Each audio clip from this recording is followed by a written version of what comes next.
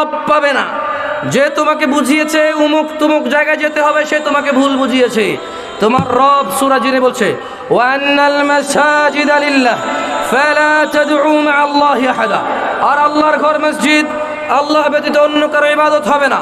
গিলাতলার মানুষ, এই মসজিদ সবার জন্য উন্মুক্ত। গিলাতলার মানুষ আল্লাহর দয়ার দরজা, আল্লাহর ক্ষমার দরজা এই মাঠ থেকে পাওয়া যায়, এই স্টেজ থেকে পাওয়া যায়, ওই তোমার বসবাসের ঘর থেকে পাওয়া যায়, তোমার ওই কর্মের কৃষি কাজকর্মের ওই ফসলি জমিন থেকে আল্লাহর ওই দরজা পাওয়া যায়। আল্লাহর ওই দরজা পাওয়া যায় তোমার উঠান থেকে, রাস্তা থেকে, ভ্যান থেকে, মসজিদ থেকে। তুমি যখনই আল্লাহকে ডাকবে, আল্লাহ তোমার ডাকের সাড়া দেবে। যখনই তুমি রবের কাছে ক্ষমা চাইবে, রব তোমাকে ক্ষমা করবে। তোমাদের রব মিথ্যে বলে না, তিনি বলে রব পাবে না।